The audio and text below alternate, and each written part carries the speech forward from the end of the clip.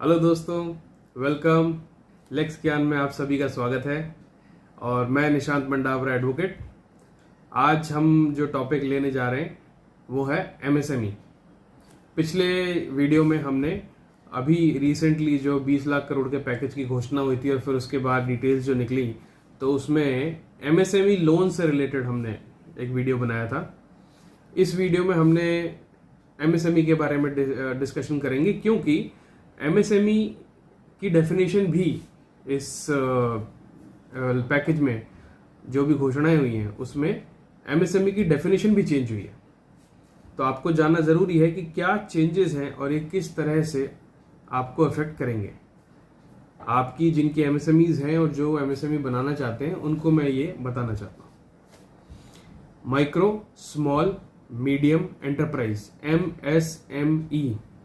Micro मतलब सूक्ष्म, small लघु और मीडियम मतलब मध्यम। ये छोटे जो उद्योग हैं स्मॉल इंडस्ट्रीज के, उसकी 3 कैटेगरीज एमएसएमई में हमें देखने को मिलती है। ये एक्ट 2006 में आया था, तब पहली बार एमएसएमई के बारे में बात हुई थी। Legally on paper it was defined in the bare act as MSME, micro small medium क्या क्या एंटरप्राइज होते हैं उसकी डेफिनेशन दी गई थी। उस वक्त की जो डेफिनेशन जो अब 2020 तक चल रही थी, अभी की चेंजेस से पहले, उसमें ये माना गया था कि माइक्रो स्मॉल मीडियम 3 एंटरप्राइज हैं एमएसएमई में, बट उनके भी 2 अलग अलग डिवीजन थे। वो डिवीजन क्या थे? वो डिवीजन ये थे, एक मैन्युफैक्चरिंग सेक्टर, एक सर्विस सेक्टर। कोई भी इंडस्ट्री माइक्रो स्मॉल या मीडियम मैन्युफैक्चरिंग सेक्टर में भी हो सकती है और सर्विस सेक्टर में भी हो सकती है। ट्रेडिंग इसमें शामिल नहीं है।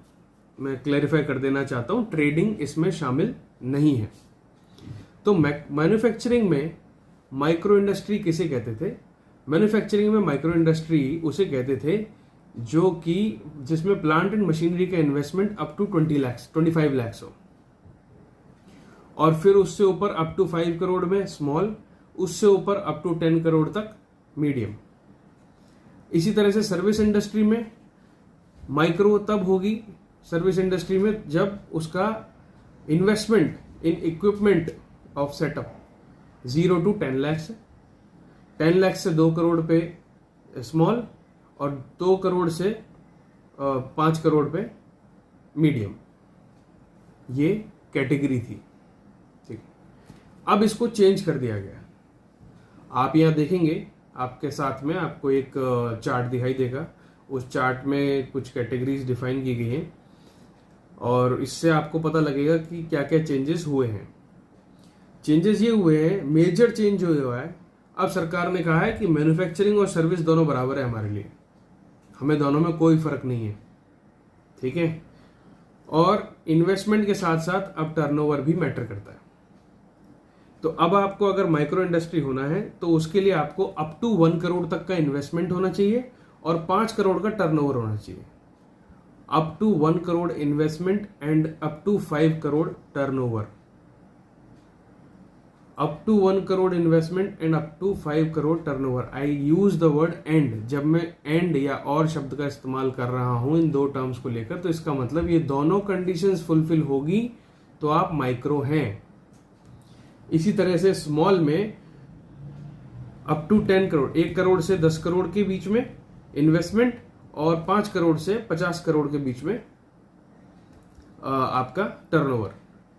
और मीडियम में 10 करोड़ से 20 करोड़ के बीच में इन्वेस्टमेंट और टर्नओवर 50 करोड़ से 100 करोड़।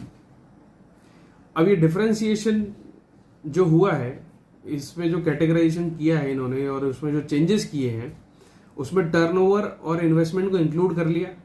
दोनों ही कंडीशंस मैंडेटरी कर दी हैं।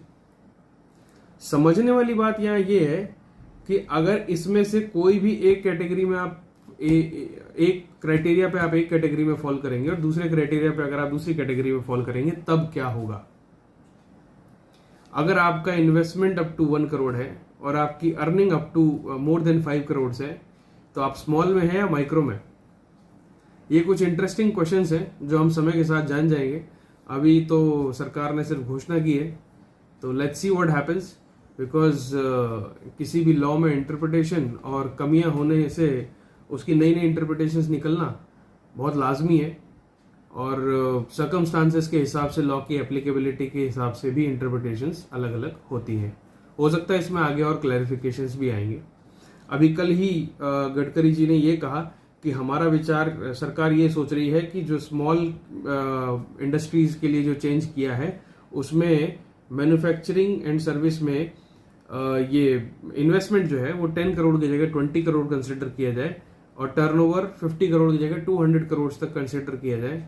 बट ये सब अभी बातें हैं, लेट्स सी क्या कंसिडर किया जाता है। बट एट प्रेजेंट सिचुएशन ये है कि माइक्रो, स्मॉल और मीडियम की जो डेफिनेशन चेंज हुई है उसमें टर्नओवर और इन्वेस्टमेंट दोनों को कंसिडर किया जाएगा, और मैन्युफैक्चरिंग इंडस्ट्री हो या सर्विस इंडस्ट्री हो, ये दोनों के लिए बराबर एप्लीकेबल है। पहले की तरह का कोई बाइफर्केशन अब नहीं है। हाँ, ट्रेडिंग पहले भी शामिल नहीं थी, अब भी शामिल नहीं है। और इसके अलावा मैं आप लोगों को ये भी बता देना चाहता हूं कि ये जो चेंजेस हुए हैं, ये इसके हिसाब से अब आपकी इंडस्ट्री किस कैटेगरी में चेंज अगर होती है या फॉल करना, उसका कैटेगरी चेंज हो रहा है, तो अकॉर्डिंगली आपको चेंजेस करवाने हैं। और आगे किसी भी स्कीम का अगर आपको लाभ लेना है, एमएसएमई का किसी भी स्कीम में आपको फायदा लेना है, तो एमएसएमई स्कीम्स के लिए आपको एक पर्टिकुलर कैटेगरी जो कि इन नई टर्म्स के हिसाब से होंगी, वो कैटेगरी में ही आप अप्लाई कर सकते हैं। तो अकॉर्डिंगली अपने चेंजेस आप करा लीजिए, और अगर आप सही कैटेगरी में हैं तो well and good, all the very best, ध्यान रखिए। फिर मिलते हैं अगले वीडियो के साथ, और इसी तरह वीडियो लाते रहेंगे। आप प्लीज अप्रिशिएट कीजिए, लाइक कीजिए, शेयर कीजिए, सब्सक्राइब कीजिए लेक्स ज्ञान को। हम इंस्टाग्राम पे, एफबी पे भी हैं। हमारा ईमेल आईडी नीचे दिया हुआ है, इस पे आप किसी भी तरह के कोई क्वेश्चंस वीडियो से रिलेटेड पूछ सकते हैं।